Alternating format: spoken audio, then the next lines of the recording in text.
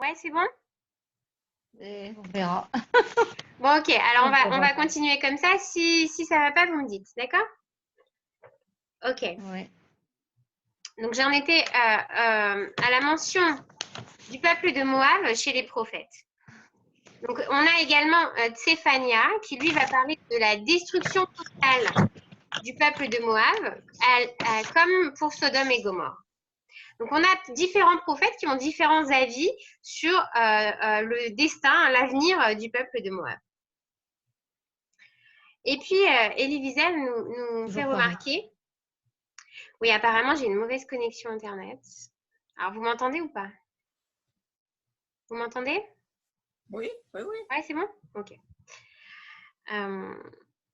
Nous parle, nous dit que l'histoire de Ruth est très clairement située dans l'histoire. Elle se passe en moins 968. Et ce sont les descendants de Yehuda. Elimelech, c'est le descendant direct de Yehuda.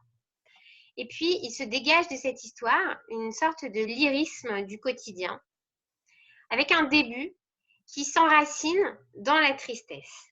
Donc, nous avons Elimelech, riche marchand, qui habite Bethléem, avec sa femme Noémie, et ses fils, Machlon et Kilion, qui sont tous deux mariés avec Orpa et Ruth, des princesses de Moab, des filles de Moab. Et puis, le texte est très court, très nerveux et très vif. Le livre de Ruth fait seulement 4 chapitres, contrairement au livre de Job, par exemple, qui va en faire 42. Donc, l'histoire de Ruth est très courte et pourtant, il se passe énormément de choses dans cette histoire. Donc, nous avons Elimelech et il habite Bethléem. Et c'est la famine. Famine terrible. Il n'y a rien à manger. Sécheresse, famine, absolument rien à manger. Les gens souffrent et Elimelech décide de partir avec sa famille pour trouver à manger. Il décide de partir justement à Moab. Il part et voici qu'il va mourir. Donc Noémie perd son mari, Elimelech, et ensuite, tour à tour, vont tomber les fils de Noémie, Machlon et Kilion. Comment vont mourir et de quoi meurent Elimelech, Machlon et Kilion? Le texte ne le dit pas. Mais voilà que les 3 femmes, donc la belle-mère Noémie et Orpa et Ruth, ces belles-filles, vont se retrouver seules à Moab. Le texte dit, Noémie a entendu que la famine était terminée. Elle décide donc de repartir à Bethléem, maintenant qu'elle est seule. Et sur le chemin, elle dit à ses belles-filles, écoutez mes filles, quittez-moi, ne restez pas avec moi, ça ne sert à rien, je suis vieille et vous ne trouverez pas de fortune avec moi, vous ne trouverez pas à vous remarier non plus, rentrez chez vous. Vous avez été juste et gentil jusque-là et restez chez vous. Et puis, les 2 belles-filles répondent, non, nous voulons rester avec toi, nous voulons rester avec toi. Alors Noémie leur redit, non, rien ne vous lie à moi, je vous délie de vos promesses, vous n'aurez aucun avenir avec moi, rentrez chez vous. Et la deuxième fois, Orpa décide de rentrer chez ses parents. Mais Ruth reste, Ruth veut rester. Et une 3e fois, Noémie lui dit, mais tu peux t'en aller, tu peux rentrer, tu peux rester chez toi, je n'ai pas besoin de toi, repars. Et une 3e fois, Noémie dit cette fameuse phrase, où tu iras, j'irai, ton peuple sera mon peuple et ton Dieu sera mon Dieu. Et c'est ainsi qu'elle reste avec Noémie. Et puis, elles arrivent à Bethléem, où elles n'ont plus rien. Elles étaient parties princesses, elles étaient parties femmes d'un des plus importants personnages de la ville. C'était même le chef de la ville. On dit qu'Elimelech était le descendant de Nachshon ben Aminadab, celui qui avait ouvert la mer Rouge, celui qui s'était jeté dans l'eau le premier. Et voilà qu'elle revient. Et le peuple, le texte dit que dit la communauté? Hazot Naomi. C'est celle-là, c'est Naomi. Et puis elles n'ont plus de terre, elles n'ont plus rien à manger. Elles trouvent refuge dans une petite cabane en dehors de la ville. Et ça commence à être très difficile. Alors Naomi décide d'aller faire le leket. Le leket, c'est une mitzvah que les pauvres peuvent faire. On leur permet d'aller c'est au moment de la récolte qu'elles arrivent à Bethléem. Et les pauvres qui n'ont rien peuvent aller dans les champs ramasser les épis de blé des récoltes qui sont tombées. On ne ramasse pas les épis qui sont tombés de la récolte, on les laisse par terre pour les pauvres, justement. Et c'est ce que Ruth propose de faire lorsqu'elle voit que la situation est vraiment désespérée, qu'elles n'ont rien à manger. Alors, elle y va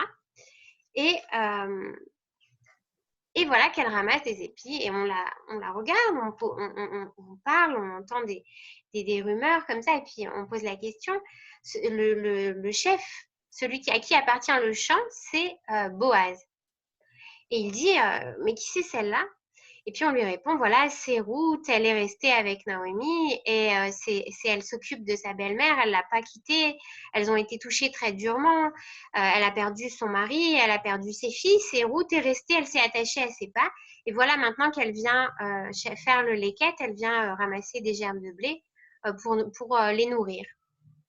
Alors Boaz dit, ne lui dites rien, ne lui faites pas de mal, ne l'humiliez pas et faites tomber plus de blé, faites exprès de faire tomber du blé pour qu'elle puisse en ramasser plus. Et Ruth rentre à la maison, rentre à la cabane et montre à Noémie sa récolte.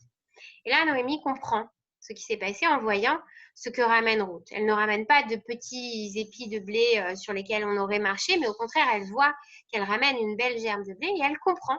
Elle lui dit, mais sur quel champ as-tu été? J'étais chez Boaz. Et Noémie se rappelle, c'est que Boaz fait partie de sa famille, c'est un parent de Noémie. Et là, elle dit à Ruth, voilà ce que tu vas faire. Cette nuit, tu vas aller donc à la période des récoltes, des moissons, les hommes vont dans les champs et ils restent plusieurs mois, tout le temps de la moisson, et dorment sur place. Et Naomi dit à Ruth, tu vas aller là-bas, tu vas entrer à l'endroit où dort Boaz, donc à côté de sa meule de foin, et tu rentreras dans sa couche, tu vas te mettre à ses pieds, tu ouvriras la couverture et tu te coucheras à ses pieds. Et tu attendras. Et Ruth fait exactement ce que Noémie lui a dit. Donc elle va, elle se couche au pied de Boaz, qui se réveille, raconte le texte, choqué, il a peur, il ne comprend pas, il sent quelqu'un, et il voit une femme couchée à ses pieds, il lui dit qui es-tu, que fais-tu ici? Et voilà Ruth qui lui explique, il lui dit je suis la belle-fille de Noémie, elle m'a envoyée, etc., etc. Alors Boaz lui dit, ce que tu as fait là, c'est encore meilleur, encore plus bon que ce que tu as fait la première fois de venir chercher le blé pour ta belle-mère. C'est un acte de chesed encore plus grand. Et j'ai compris, j'ai entendu, je sais ce qu'on va faire, je sais ce que je dois faire. Tu vas prendre un cadeau, une mesure d'orge que je te donne, mais tu vas te cacher. Mets bien autour de toi le voile, qu'on ne te voit surtout pas. Et attends la fin de la nuit, rentre vite chez toi sans que personne ne te voie. Et dis à Noémie que je vais faire ce qu'il faut. Et donc, Ruth rentre, elle raconte tout ce qui s'est passé, Noémie comprend. C'est comme s'il y avait une espèce de code entre Noémie et Boaz qui se comprennent à mots couverts. On va expliquer ça. Et le lendemain, Boaz est à la porte de la ville et comme par hasard, qui est-ce qu'il rencontre à la porte de la ville? Il rencontre celui qu'on va appeler, celui que le texte appelle Ploni Almoni. Ce Ploni Almoni, comment on traduit Ploni Almoni? N'importe qui, quelqu'un. Je sais pas comment on va dire. Comment vous dites? Anonyme. Anonyme, voilà. Un quelqu'un. Mais sauf qu'il n'était pas si anonyme que ça, parce que ce Ploni Almoni, c'était justement le Goël. Qu'est-ce que c'est que ce Goël? Quand quelqu'un est trop pauvre et a dû vendre sa propriété, alors on a le droit, son plus proche parent a le droit de racheter sa propriété pour redonner le nom à la personne qui a dû la vendre. Et en même temps, il hérite de tous les biens de la personne. Et s'il y a une femme, et si elle est veuve, alors il peut se remarier avec elle. Et donc, ce Ploni-Almoni, c'est lui le plus proche parent. Et voici que Boaz le rencontre. Donc, dans l'ordre de succession, on va dire, Boaz est plus éloigné dans la famille que ce Ploni-Almoni. Et donc, il le rencontre à ce moment-là aux portes de la ville, il l'emmène au Beth-Din, au tribunal, et il lui dit, voilà, regarde, ce champ-là, cette terre-là, elle était à Elimelech, et elle n'est plus à lui, maintenant il y a Naomi et Ruth, etc. Est-ce que tu veux racheter? Alors, Ploni-Almoni, au début, dit, bah oui, c'est très intéressant, c'est un bon champ qui donne beaucoup de récoltes. Oui, ça m'intéresse beaucoup. Et puis après, Boaz lui dit, oui, mais tu sais, il y a aussi Ruth, la Moavia qui va avec dans le pack. Et là, le Ploni-Almoni recule et dit, ah bah non, finalement, je vais laisser mes droits. Et Boaz dit, alors dans ce cas-là, je vais racheter tes droits. Qu'est-ce qui a fait reculer Ploni-Almoni?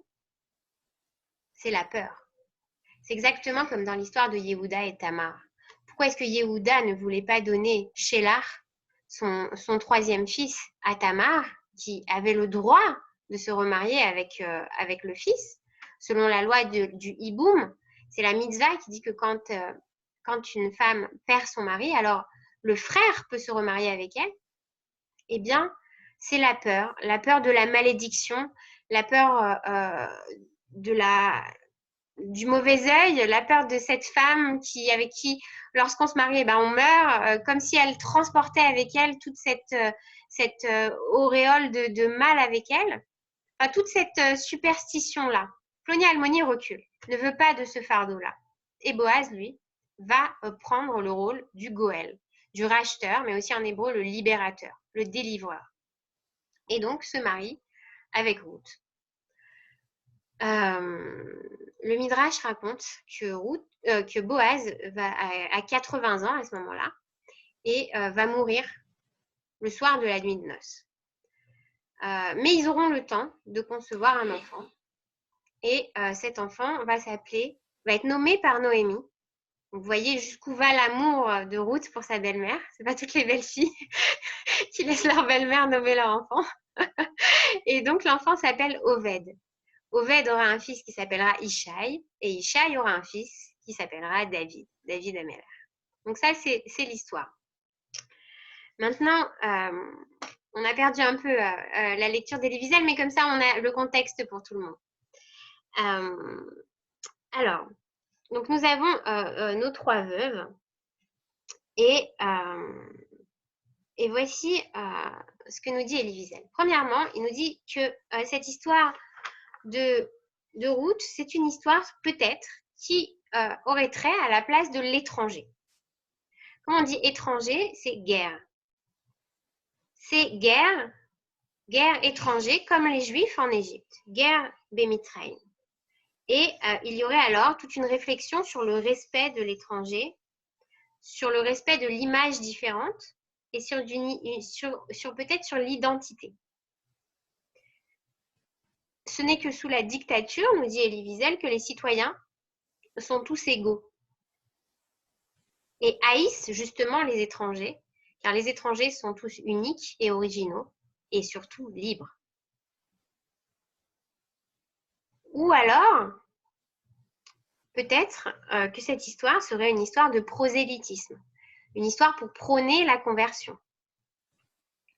Pourtant, nous dit Elie Wiesel, devant le tribunal, devant le Beth-Din, on va plutôt déconseiller aux aspirants à la conversion de se convertir en leur disant si vous épousez le peuple juif, alors vous épousez avec lui toutes les persécutions qu'il a endurées et qu'il va encore endurer, tout l'antisémitisme, le joug des mitzvot qui sont si durs à porter et qui rendent peut-être Israël solitaire parmi les nations. Bref, on essaye de les décourager.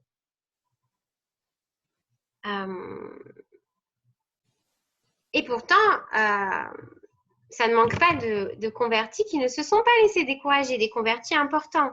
Et Elie Wiesel établit toute une liste en nous parlant de Onkelos, des Khazars, de Ovadia de Normandie, de Lord George Gordon, du comte de Vilnius, même de Nabuzaradan, qui a tué des milliers de jeunes juifs et qui à la fin s'est converti. Néron lui-même, raconte le Midrash, se serait converti. Et enfin, on dit qu'un descendant d'Aman aurait ouvert une yeshiva à Bnei Brak. Mais revenons à les protagonistes de notre histoire. Arrêtons-nous une minute sur les noms de ces protagonistes. Alors, Eli Meller, Eli, mon Dieu, est roi, Meller. Ça pourrait être un sens de Eli Meller. Naomi, Naomi, Naïm, agréable, c'est celle qui est agréable, mais c'est aussi Naami, celle qui a le peuple en elle. Boaz, c'est celui qui a la force en lui. Boaz, c'est la force. La force. Orpa, c'est la nuque de Oref, celle qui tourne le dos finalement à sa belle-mère. Chaque nom est bien pensé. Ruth, alors je n'ai pas trouvé exactement le Tehillim exact, mais j'ai trouvé que c'était la Gematria de Dieu récompense toutes les actions. Alors si vous trouvez le verset qui correspond, je serais contente de l'avoir, je l'ai pas trouvé exactement.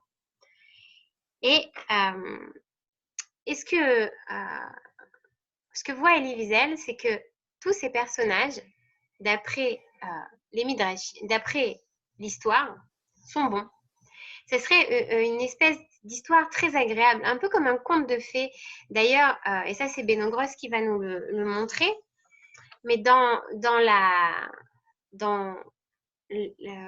la mémoire collective, dans l'art à travers l'histoire, c'est toujours représenté comme une idylle, comme une romance, comme quelque chose de très éthéré, de très léger, l'histoire de Ruth.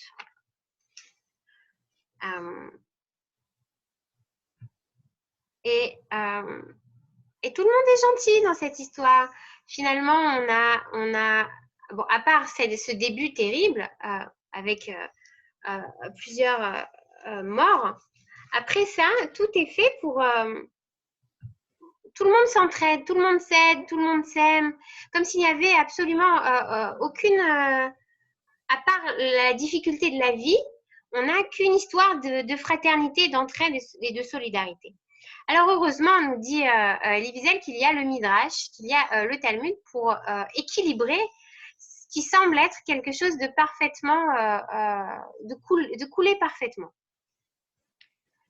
D'abord, le récit de cette souffrance. D'accord ? C'est la famine, c'est l'horreur, c'est la faim, c'est la mort. Et puis, ces deux princesses-là, Ruth et Orpa, c'était les filles de Eglon de Moab.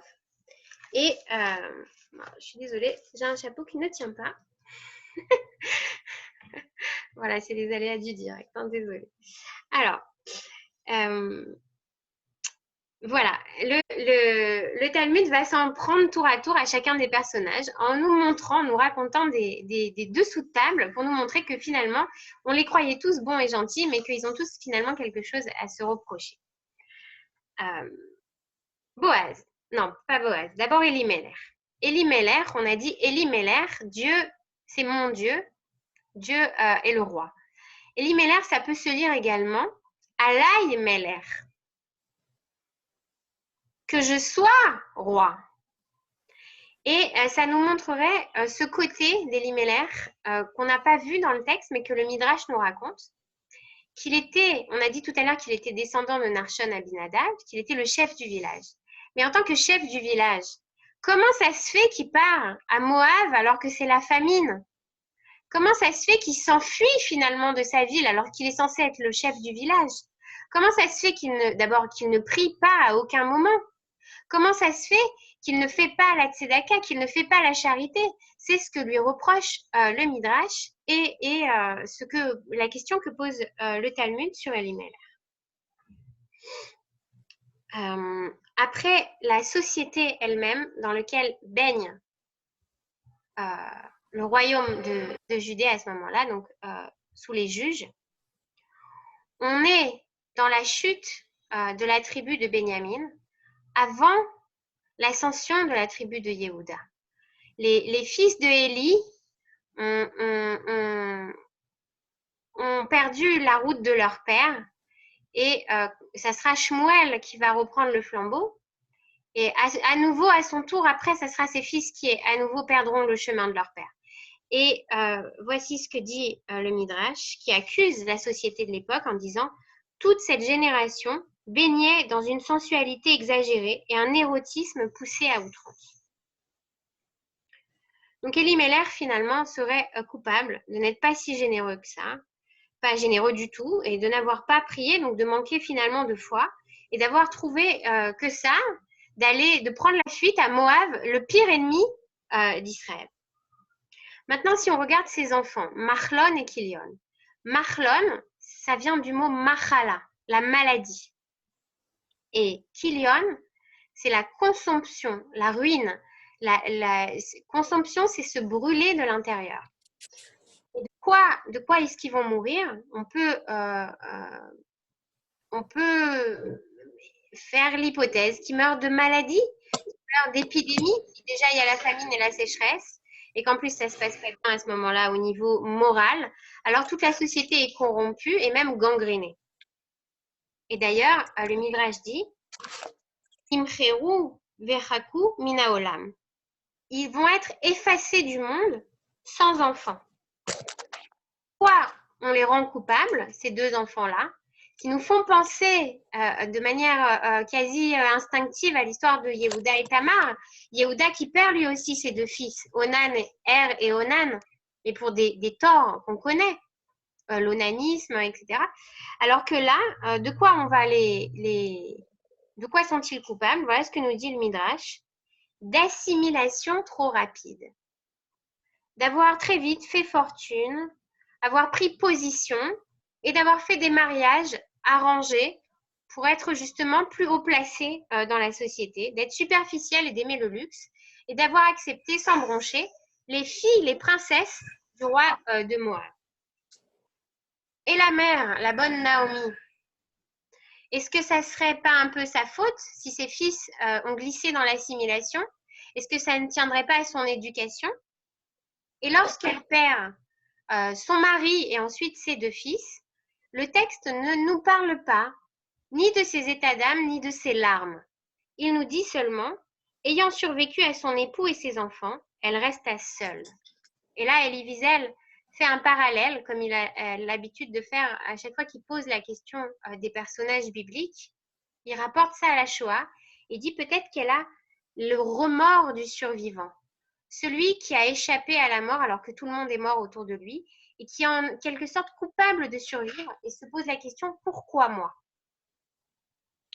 Et elle dit « Veshadai erali » et Dieu m'a fait du mal. Dieu m'a puni.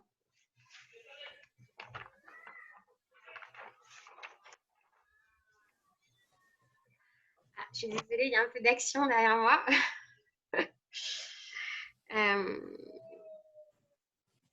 Le Goël, le plombier Almoni, celui qui devait racheter. Donc, on a vu que lui était intéressé. Il était intéressé à racheter les champs, mais dès qu'on parle de Ruth, de tout son passé, de tout son héritage, alors il ne veut plus d'elle comme femme. Et puis maintenant, Boaz.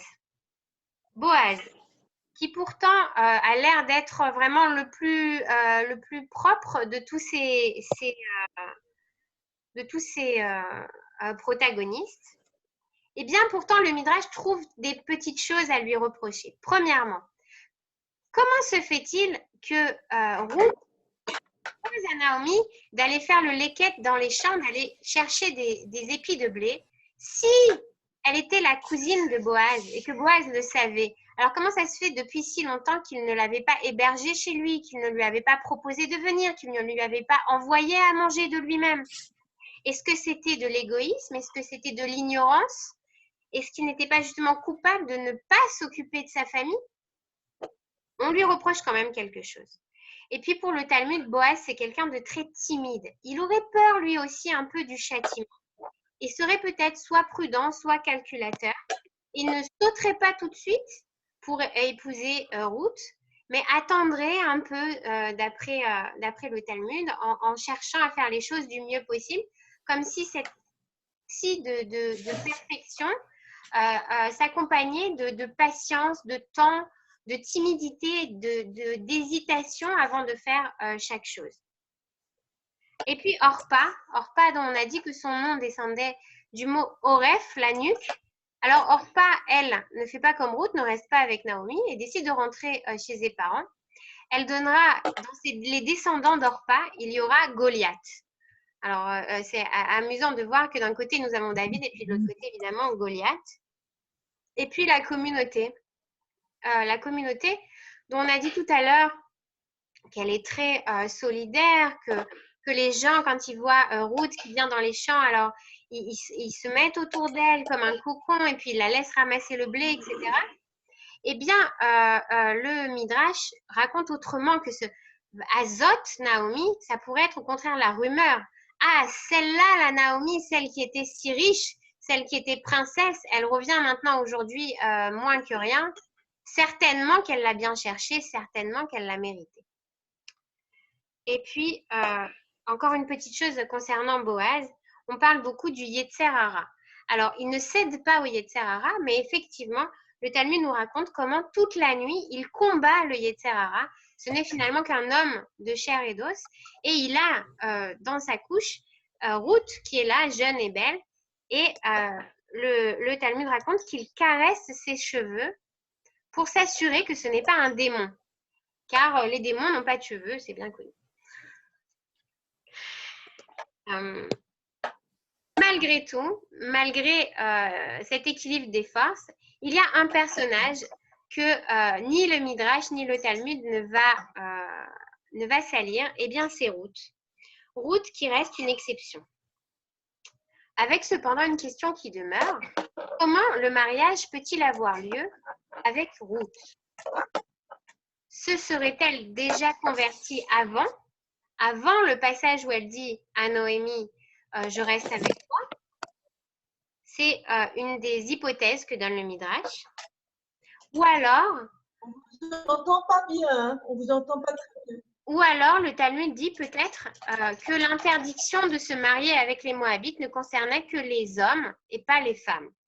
Mais c'est un peu une tangente. Alors,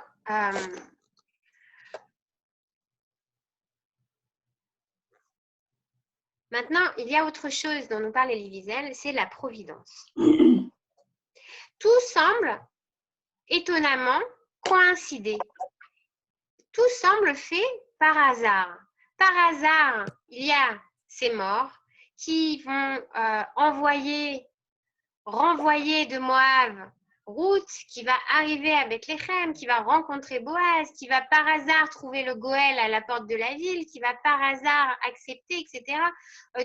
Tout semble fait pour que chacun se retrouve au moment où il faut, quand il faut, avec qui il faut. Pour que toute l'histoire roule comme il faut et que le plan divin se déroule finalement. Alors, comment jongler entre la liberté de chacun des protagonistes et puis le destin qui semble déjà écrit finalement?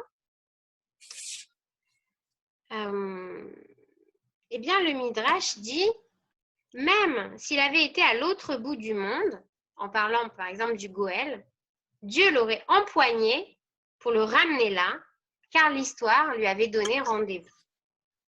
Et Dieu, dans tout ça, eh bien, voici ce que le Midrash dit. Juste avant le dénouement, Dieu dit, Elimelech a fait sa part, Noémie a fait la sienne, et les autres la leur, à mon tour de faire la mienne. Et Elie Wiesel nous laisse là-dessus, en ayant finalement dévidé toute l'histoire, posé toutes les questions, mais en ne répondant à aucune des questions. Et c'est pour ça qu'on va voir maintenant ce que nous disent André Neher, Beno Gross et Manitou et Ruth Reichelberg. Ça ira plus vite, puisque maintenant nous avons posé tout le contexte et nous allons parler seulement du point de vue de ces penseurs. D'abord, quelques petits détails que rajoute André Neher sur cette histoire. Alors, André Neher nous rappelle que Bethléem, ce n'est pas n'importe quel endroit, évidemment. D'abord, Bethléem, c'est la maison du pain. Bethléem. Or, il y a la famine à Bethléem. Il n'y a plus de pain dans la maison du pain. Mais est-ce que ce n'est pas allé trop vite à la conclusion? Le fait de partir, de s'enfuir, alors que le pain est à Bethléem. Bethléem, la maison du pain, ce pain-là doit être de toute éternité. C'est d'ailleurs là qu'est enterrée Rachel qui pleure ses enfants et attend que tous soient revenus. C'est là aussi que se passe l'histoire de Yehuda et Tamar. C'est à Bethléem.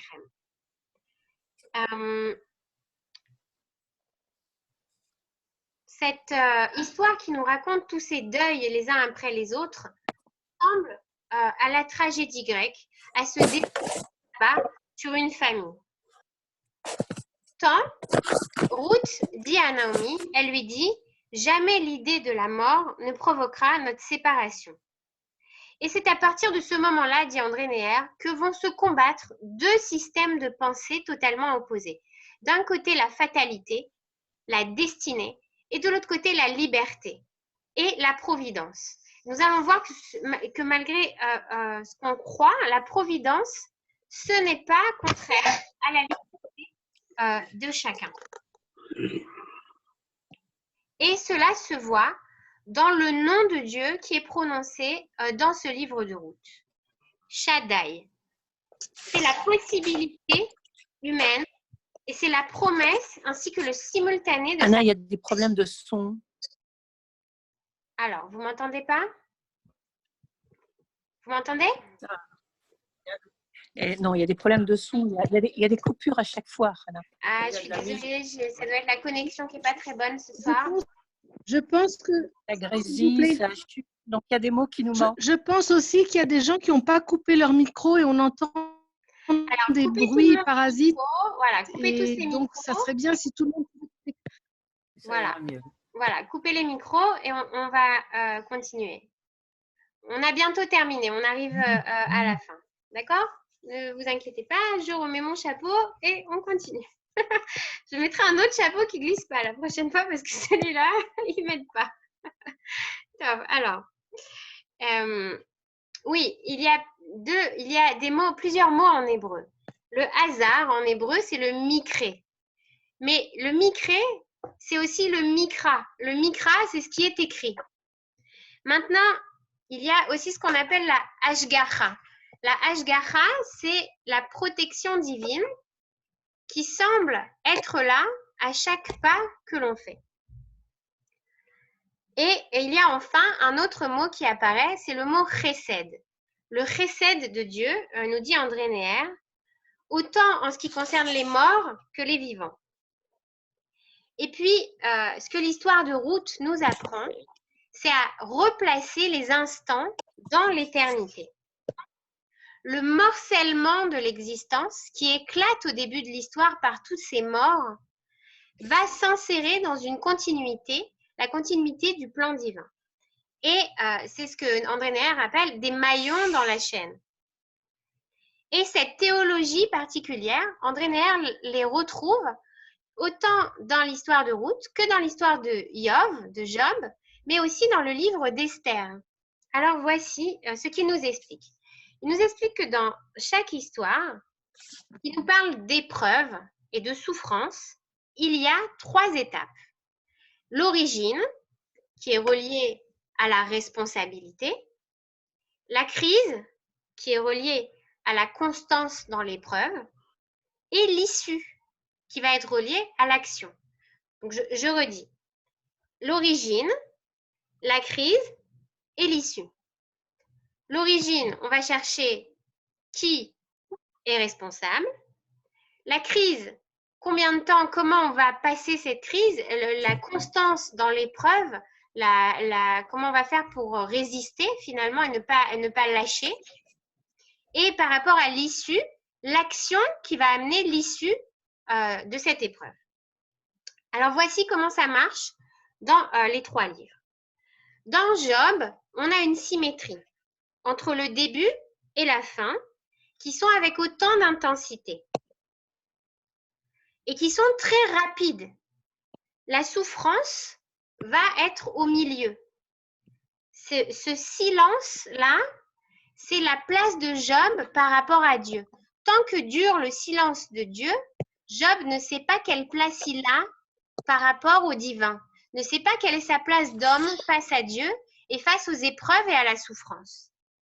Et il utilise également ce nom de Dieu de Shaddai. Et quand Dieu va prendre la parole à la fin, c'est là qu'il sera guéri spirituellement. Et le matériel, tout ce qu'il va récupérer à la fin de l'histoire, c'est finalement une image de sa guérison spirituelle. C'est un reflet. Dans le livre d'Esther, la crise est minimale. Elle dure seulement 3 jours entre le décret de Haman et sa pendaison. Et ce sont au contraire dans le livre d'Esther, l'introduction et la conclusion qui vont être plus longues. Et l'épreuve est semblable à tous. Et dans le livre d'Esther, on a seulement 2 individus, Esther et Mordechai, qui sont jetés par hasard au-dessus de la collectivité et qui vont prendre en main le problème et faire face à leurs responsabilités par des actions et faire preuve de courage. Et c'est ça qui va sauver tout le monde. Et maintenant, Ruth, cette histoire de Ruth, contrairement aux 2 autres histoires, elle commence par la crise. Elle commence par une crise, et c'est le début de l'histoire, une crise qui est rapide, qui fond sur les 3 femmes sans même qu'elles aient le temps de se retourner. Et vous allez voir pourquoi je dis sans qu'elles se retournent. C'est très important, nous allons le voir après, rappelez-vous ça, sans qu'elles se retournent. Et l'histoire de Ruth, c'est finalement l'histoire de l'issue. Et c'est l'histoire de l'issue, c'est pour ça que toute l'histoire de Ruth tourne autour des actions et de leur orientation. Et c'est ce qu'on appelle la mitzvah. L'histoire de Ruth est pleine, complète. 4 tout petits chapitres, vous allez voir, c'est quelques pages, c'est très rapide à lire. Et pourtant, ça fourmille de mitzvot qui sont comme une ouverture. Alors, on a parlé du leket, mais il y a Gmilut Chassadim, le bien qu'on fait aux pauvres, Geoula, avec le Goël, on a vu le rachat, la Trouma, les dons qu'on fait dans les récoltes, la Teuda, la Tzedaka, la charité, le Mishpat, le jugement, le Hiboum, le fait que le frère peut se marier avec la veuve de son frère, le Yovel, les 50 ans où la terre est laissée à l'abandon, le retour aux propriétaires, etc. Donc, on a énormément de mitzvahs, comme si la mitzvah elle-même était un acteur primordial du livre de Ruth. Et c'est effectivement ce que dit André Neher, c'est une efficience métaphysique. Et de l'acceptation ou du refus de la mitzvah par chacun des protagonistes dépend le succès ou l'échec de l'histoire. Finalement, c'est une question de service divin. Et comment se situent Naomi et Ruth? Eh bien, il y a le renoncement de Naomi, parce que Naomi, finalement, dans l'histoire, dans l'échelle, c'est elle qui aurait dû se marier avec Boaz. C'est elle la parente de Boaz. Eh bien, elle renonce au profit de Ruth, qui est plus jeune et qui l'a suivie. Et Ruth, elle s'efface devant la volonté de Naomi qui lui dit « fais ça, fais ça, fais ça, fais ça ». Et Ruth ne dit rien. Et pourtant, Ruth devrait avoir cet atavisme moabitique des filles de Moab. Et pourtant, elle s'attache d'abord spirituellement à sa belle-mère par la promesse, et ensuite elle s'attache moralement à elle par cette sniout dont elle fait preuve à chaque moment. Lorsqu'elle passe la nuit avec Boaz, absolument rien dans ses gestes et son attitude ne trahissent aucune équivoque. Et là où Tamar a fait scandale, pour faire éclater le scandale de la réticence de Yehuda, eh bien, à l'inverse, la tsniout, la décence, la retenue, la modestie de Ruth, eh bien, offre à Boaz la possibilité entière de refuser ou d'accepter la mitzvah. Elle ne fait pas obstacle. Elle ne le force pas d'aucune manière. Elle respecte sa volonté et sa dignité d'être humain. Et ainsi, Boaz est lui-même l'être de la mitzvah. Il incarne la mitzvah. Pour sa famille, il est le moda. Pour les pauvres, il est le makir. Et pour les déshérités, il est le goël. C'est l'essence de l'existence juive. C'est la mitzvah. Et j'aimerais maintenant venir justement à la lecture de Benogros. Donc ça y est, vous voyez, on arrive à la fin. La lecture de Benogros qui va être suivie de celle de Ruth Reichelberg. Vous allez voir qu'elles se ressemblent. Et puis Manitou.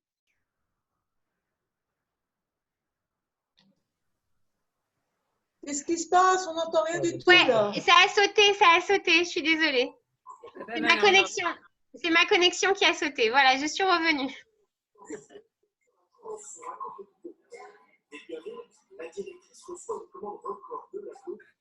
Pour reprendre en arrière. Alors, tout le monde est là? Tout le monde est venu? Voilà. J'entends pas. Il y a quelqu'un qui parle? J'entends pas. Alors, on reprend? Pas tellement loin. Voilà. C'est bon? Ok. On Alors, reprend 5 minutes en arrière. ah, vous n'avez pas entendu la 5 fin. minutes, 2 minutes. Ah, où vous êtes arrêté où? Où vous étiez? Que Ruth était modeste, elle était sanoua. Et Boaz fait la mitzvah. Voilà. Ah, bon, alors, c'est pas grave. De toute façon, on arrive à une transition parce que maintenant, je veux qu'on passe vraiment à l'apport de Benogros dans la lecture du livre de Ruth. Alors d'abord, comme j'ai dit tout à l'heure, il nous parle du rapport ontologique qu'il peut y avoir entre la Bible et le peuple d'Israël, entre l'identité du peuple juif et son essence biblique comme sens ultime. La vie de l'Écriture, l'homme biblique nous est familier car c'est nous. Et on le voit autant dans Job que dans Ruth. Dans Job, bien qu'il fasse 42 chapitres et que Ruth n'en fasse que 4, il semblerait qu'il y ait des points communs, bien qu'il y ait beaucoup de divergences. Alors, je vous ai dit aussi tout à l'heure que Benogros relève toutes les différentes formes d'art qui ont repris l'histoire de Ruth. Goethe, Charles Péguy, Victor Hugo dans La légende des siècles, Paul Claudel dépeignent tous cette histoire comme une idylle, comme une empreinte de légèreté. Voilà par exemple les mots de Victor Hugo. Ruth songeait et Boaz dormait, l'herbe était noire. Boaz ne savait pas qu'une femme était là et Ruth ne savait point ce que Dieu voulait d'elle. Donc on a un espèce de tableau charmant qui va être complètement démenti finalement ce qu'on a vu maintenant par la lecture midrashique et talmudique juive de ce tableau pastoral qu'ont peint les peintres dans l'histoire de l'art. Ensuite, il y a autre chose. L'histoire de Job et l'histoire de Ruth se ressemblent parce que aucun des deux n'appartient au peuple juif, en tout cas au début de l'histoire. Mais alors que l'histoire de Ruth s'ancre dans une réalité terrible, difficile, mais ô combien vécue, l'histoire de Job est quelque chose dont on se pose la question de savoir si elle est vraie ou non, si c'est une légende ou pas. Et Benogros met l'accent sur les noms. Alors, Bethléem, c'est la maison du pain. Et Job, lui, vient du pays de Outz. Outz, c'est Etza, le conseil, mais ça peut être aussi la méditation. Et d'ailleurs, le Talmud se pose la question de savoir si Job n'est pas un personnage imaginaire, légendaire. Et autant Job, lui, va être seul dans l'adversité, dans sa souffrance. Même ses plus proches amis vont finalement, au lieu de le consoler, eh bien, encore l'acculer encore plus dans la souffrance. Autant dans l'histoire de Ruth, eh bien, on a toute la solidarité qui se met en place. Et donc, là où il y a une convergence entre les deux récits, c'est dans le fait qu'ils traitent tous deux de problèmes universels. Petit 1 de la révolte de l'homme contre l'injustice et de Dieu comme cause première de toutes les choses, que ce soit les bonnes ou les mauvaises, de tous les maux finalement, et puis du choix existentiel que l'homme doit faire à chaque moment, à chaque rencontre, à chaque pas, que ce soit dans la souffrance ou dans la joie. Et puis, Benogros relève également la fin de ces deux livres. Des deux côtés, on a l'impression d'assister à un happy end. Job récupère ses biens, mais il récupère aussi ses fils et ses filles. On lui donne de nouveaux enfants, 7 fils et 3 filles. Et puis, il vit 140 ans et a la joie de voir ses enfants, ses petits-enfants, ses arrière-petits-enfants jusqu'à la quatrième génération. Chez Ruth, il y a donc Oved qui va avoir Ishaï et qui aura David. Et le texte dit, Ruth, ta bru, est meilleure pour toi que 7 fils. C'est ce qu'on dit à Noémie. Alors, l'ordre chronologique est étonnant. Il y aurait fallu y avoir Job en premier, avant Ruth, si on situe, d'après les Midrashim, Job au temps de Moïse. Mais le Talmud dit, nous explique Benogros, que on ne peut pas commencer par un drame. Pourtant, Ruth a l'air d'être un drame. Et pourtant, nous dit Benogros, l'histoire de Ruth n'est pas un drame, comme l'histoire de Job, dans le sens où c'est une ouverture sur l'espérance, non seulement l'espérance d'Israël, mais l'espérance de toute l'humanité qui se relève à ce moment-là, au moment des moissons, au moment de la glane, au moment de la récolte des épis de blé. Cette récolte fait évidemment référence au retour des exilés et à l'ère messianique. C'est l'horizon de l'espérance et de la délivrance, de la rédemption collective, alors que chez Job, c'était une histoire de restauration individuelle. Enfin, ce sur quoi Benogros met plus particulièrement l'accent, c'est sur l'attitude de Ruth et de Job face à Dieu. Dans les deux cas, le mal reste inexpliqué. On ne nous dira pas ni pourquoi autant de souffrances. Les contes de Dieu restent les contes de Dieu et on n'est pas dedans. Mais ce qui est proclamé dans ces deux récits, c'est l'innocence. L'innocence de celui sur qui tombe le mal. Ce n'est pas parce que quelqu'un a des morts dans sa famille, quelqu'un subit des souffrances, subit des pertes, qu'il est coupable. Et c'est ce contre quoi s'élève autant Job que Ruth. Le mal est réel et douloureux, mais si on ne peut pas le comprendre, la leçon de l'histoire juive, c'est qu'on peut le transformer. Le mal ici a fonction d'appel à témoin. Il appelle à une attitude plus responsable. Il appelle à une volonté de résister à toutes les forces destructrices de l'être. Et là, je le cite. Et d'ailleurs, Ruth ne se résigne pas. Elle est toujours en action, dans l'humilité, dans la détermination, dans la résolution, dans l'amour de la vie et du Dieu d'Israël.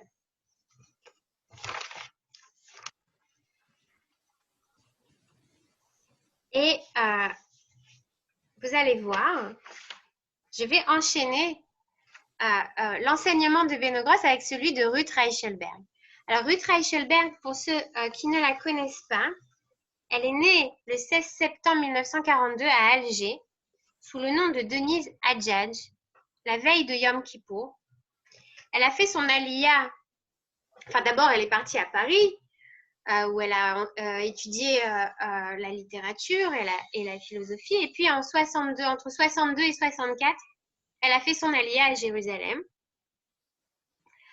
Elle était amie et élève de Manitou, mais après, à Jérusalem, elle était la seule et unique élève femme du Rav Kook, le fils, chez qui elle est venue taper un matin en lui disant j'ai lu votre livre sur les lettres de l'alphabet, il m'a beaucoup plu, il faut absolument que vous m'enseigniez.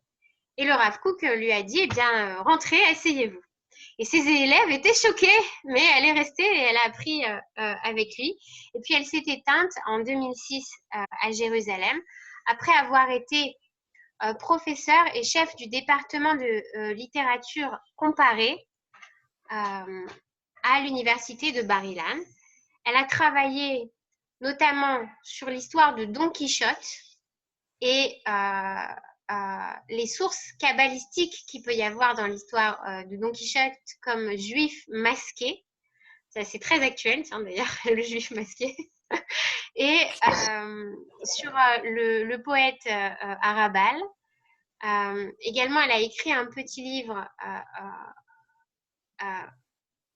incontournable sur le livre de Jonas, Jonas le menteur de vérité, en expliquant qu'elle écrivait son histoire puisqu'elle est née le jour de Kippour. Et donc, elle s'attache là-bas à creuser l'histoire de Jonas à travers les Midrashim, le Talmud, mais aussi le Zohar et la Kabbale. Donc, voilà pour Ruth Reichelberg. Et voici ce qu'elle nous dit sur l'histoire de Ruth et sur le rôle des femmes en général dans l'histoire juive. Alors d'abord, elle nous dit que vous vous rappelez qu'on a commencé le cours en posant la question de savoir pourquoi Ruth à Moavia, et on n'a pas répondu à cette question. Alors voilà ce que nous dit Ruth Reichelberg. Elle nous dit toute ouverture commence par une déchirure. Et elle se réfère par là à un enseignement de André Neher qui nous dit au moment de l'histoire de la tour de Babel, à la fin du passage de Babel, il est écrit « Et on commença à invoquer le nom de Dieu ». Et le mot qui est employé, c'est « Uchal ». Uchal a un double sens. C'est soit invoquer le nom de Dieu, soit le profaner. Et c'est ce qu'elle dit que tout commencement est quelque part une profanation, une déchirure. Alors ça, je vais l'expliquer après parce que Manitou justement nous explique pourquoi Moab. D'accord? Alors attendez, on laisse ça de côté encore une seconde. Et voici ce qu'elle nous dit sur les femmes. Elle nous dit la délivrance passe par les femmes parce qu'elles ont l'intuition prophétique et qu'elles dénouent le sens de l'histoire au moment où les hommes ne sont plus hommes. C'est le moment où on va nommer Dvorah la prophétesse, parce qu'il n'y avait pas un homme pour remplir cette fonction à ce moment-là. Les hommes sont empêtrés dans des problèmes de mœurs, de moralité douteuse, de corruption. Ce sont les femmes à ce moment-là qui relèvent le flambeau. Et elles sont alors vecteurs de la rédemption. Et voici l'exemple qu'elle nous donne. Elle nous donne l'exemple de la bracha du matin chez Hassani Kirtsono. Je remercie Dieu de m'avoir fait selon sa volonté. Kirtsono, nous dit Ruth Reichelberg, en Kabbalah, on le lit Ratson, la volonté. Si on permute les lettres, on lit Tsinor. Tsinor, c'est le récipient, le réceptacle parfait. Chez Hassani, qui retsono, comme de sa volonté, comme son tsinor. Elle dit la volonté de la femme et la volonté de Dieu se rencontrent. Messieurs, vous savez ce qu'il vous reste à faire. Mais elle explique que justement, entre l'homme et la femme, il y a une vocation, un équilibre inversé, comme entre le ciel et la terre. Autant Adam a fait un effort pour tourner ses yeux vers le ciel, pour sortir ses pieds de la terre duquel il a été créé, autant la femme a été créée d'un matériau plus élaboré puisqu'elle a été créée d'Adam où il y avait déjà le souffle divin qui passait. Et elle est donc plus apte à intuitivement retrouver le sens premier de la volonté divine. On aimerait tout y croire. J'aime beaucoup cette explication. Maintenant, chacun peut l'entendre et la recevoir comme il veut. Mais voilà ce qu'elle dit également sur la tfila. Elle dit la tfila, la prière vient du verbe lehit palel, se soumettre au jugement. Lehit palel, en Kabbalah, c'est un combat. Et la tsniout, la pudeur, la réserve, c'est, écrit Ruth Reichelberg, une approche silencieuse des choses qui permet justement une plus grande concentration et donc un plus grand dévoilement. Et ça serait là le secret du livre de Ruth, d'opérer une plus grande ouverture par cette sniout et par ce courage des mutations diverses que Ruth va traverser tout au long de son histoire. Alors, pour compléter et terminer là-dessus, on va finir avec Manitou qui va vraiment répondre à remettre toutes les pièces du puzzle à l'endroit. Alors, regardez. Voilà, c'est ici. Manitou nous dit l'histoire biblique, c'est l'histoire des engendrements, des tolédotes. Le pouvoir de faire de son propre fils celui pour qui Dieu avait voulu créer le monde. Ce pouvoir-là, chaque homme sur la planète l'a. Et chacun peut révéler le visage d'un Messie possible, nous dit Manitou, dans La parole et l'écrit, tome 2, si vous voulez aller voir. Il y a un passage sur Ruth et sur le messianisme. Mais il dit, mais la lignée d'Israël est telle que Dieu le veut par sa loi. Celui qui a accepté de vivre les souffrances de l'enfantement. Et c'est ce que accepte Noémie dans ce récit. Elle accepte toutes les souffrances. Depuis le début, depuis Adam jusqu'au patriarche, l'homme attend le Messie, dit Manitou, dans la patience de Dieu. Mais ensuite, depuis Yehuda et ses frères, c'est Dieu qui attend dans la patience d'Israël. Et le livre de Ruth donne le secret de la patience, de l'attente de Dieu et de la consolation. La fidélité à Israël est un miracle, car c'est le retour des lignées de l'échec. Et voilà la réponse sur la question de Moab. Transfiguration des filles de Moab. Les filles de Moab, ce sont les filles de Lot, ce frère d'Abraham qui s'est séparé de son frère. Et vous vous rappelez, après la destruction de Sodome et Gomorrhe dans la grotte, les filles de Moab, les filles de Lot, ont cru que le monde était fini, qu'il n'y avait plus personne, et voulaient donner une suite au monde, et donc ont enivré leur père pour aller avec lui, et pour concevoir des enfants, pour qu'il y ait une suite à l'humanité. Puis après, quand ils sont sortis de la caverne, ils ont découvert que le monde continuait à tourner et que tout ça, c'était une grave erreur. Mais donc, ça a engendré le peuple de Moab, donc d'un inceste. Et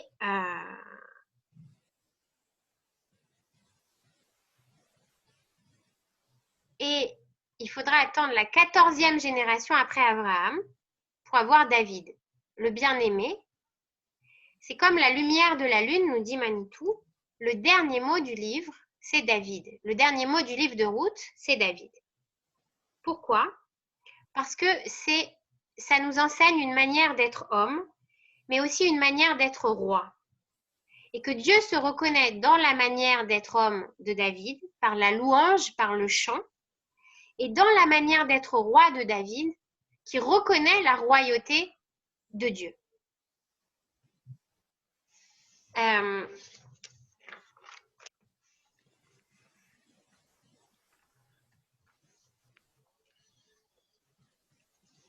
Pour Lot a été sauvé par le mérite d'Abraham. Et vous vous rappelez ce fameux passage où la femme de Lot regarde derrière elle et qu'elle se fait changer en statue de sel? Eh bien, et ça, c'est Eliane Amado-Lévy-Valency qui nous fait une remarque que j'ai jamais entendue avant. En vérité, la femme de Lot n'a pas regardé derrière elle. Elle a regardé derrière lui. Et c'est une énorme différence. Elle ne regarde pas derrière elle-même, elle regarde derrière lui.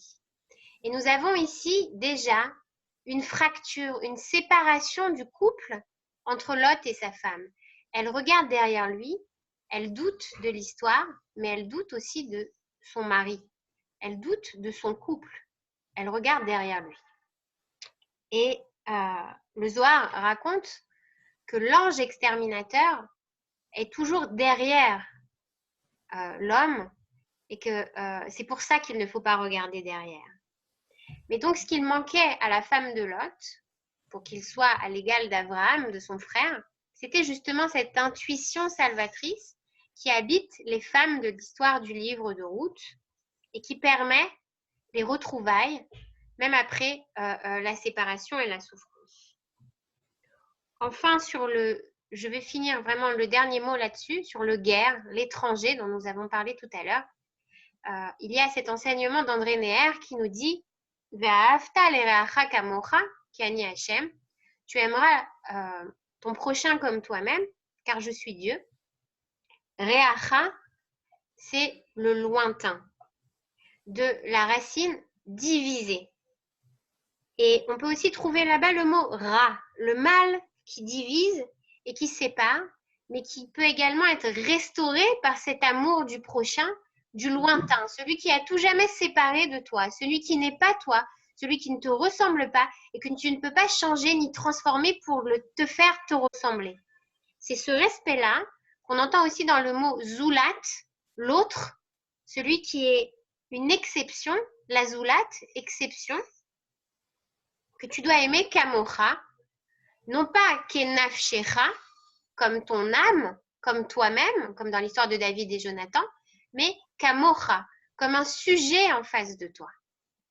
Et c'est ce qui se passe justement entre Ruth et Boaz, où chacun a toujours, à chaque moment de cette histoire, le libre choix de faire ou non les mitzvot qui ponctuent ce récit.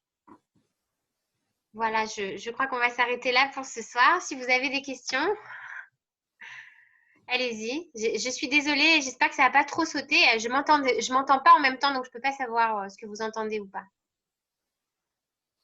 Ouvrez vos micros par contre, parce que moi, je ne vous entends pas là. Je vous remercie beaucoup pour cette vaste interprétation et alimentation de l'histoire de Ruth